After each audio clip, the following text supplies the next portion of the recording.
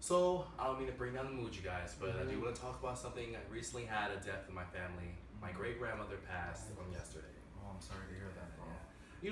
I'm not really sad. I'm more because she was suffering. She died of.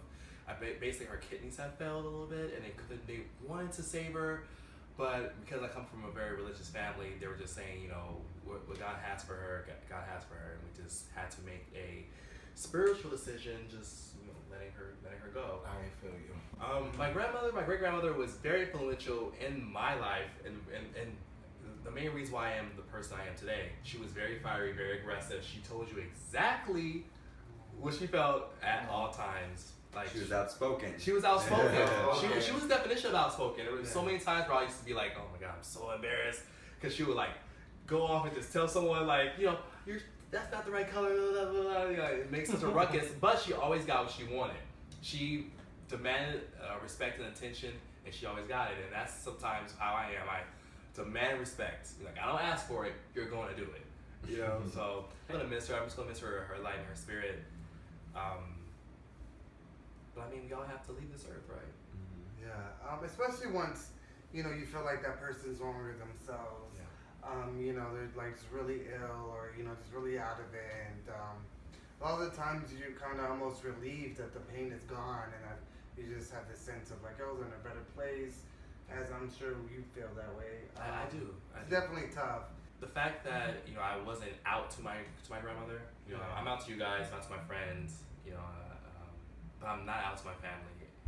And the question does probe my mind of like, should I have told her? Yeah.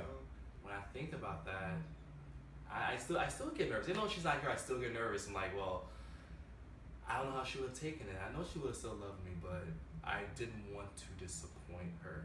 Yeah. Right. I felt like she would have been disappointed in me because, I'm her second great grandson, and she's always telling me how much she wanted a great grandchild and all that, and saying like, no pressure. No pressure. When you're gonna get married, or when you're gonna have a baby, whatever. And she just wanted to know that you were happy in life and on the right path for yourself, whatever that is. Yeah, but I wish I could have at least expressed that to her, to let her know that I may have a different lifestyle than what she, envisioned for me to have, but I'm happy, and that's all that I can really be is happy. Right? Yeah, I mean, honestly, there's so many people, there's so many other gay guys that are going through similar situations like you, that come from families that are more conservative and more on the religious side. There's a lot of other gay guys who have gone their entire life without telling somebody that in their family that they love their truth. You know what I mean? And it's not an easy thing. No, it's not. Very difficult. It's not. Yeah. Because you're essentially shifting everything that everyone has wanted you to be or thought for you to be, and you're just changing the reality. And some people don't know how to take that. And then there's another side of me that's like, I'm happy that she didn't find out, because I didn't want it to break her heart, because I know it probably would have broken her heart. And I know that's kind of selfish for me to say.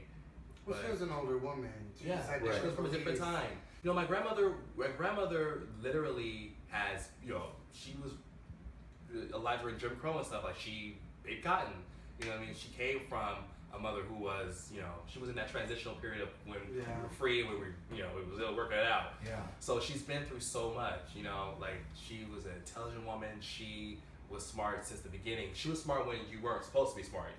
Being black and a woman and being smart, that isn't cool. She went to college, and all that. And she wanted each and every one of us to live full lives and godly lives. And I do live a godly life, I feel, but just that aspect of it may have been too hard for her to take.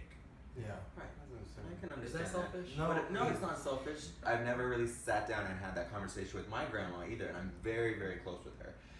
She's met Randy a couple of times. She knows I live with Randy.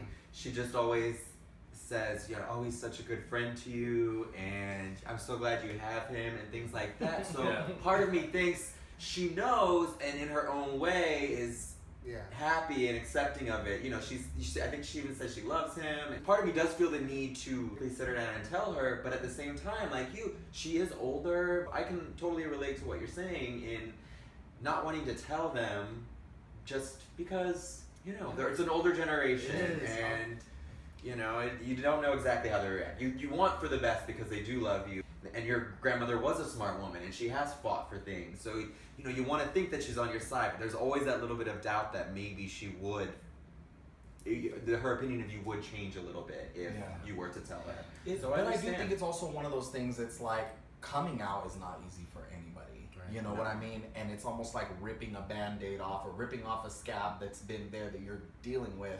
And it sucks. Like, with my family, I didn't so much go through the whole, like, because there was other people in my family that were gay before I came out.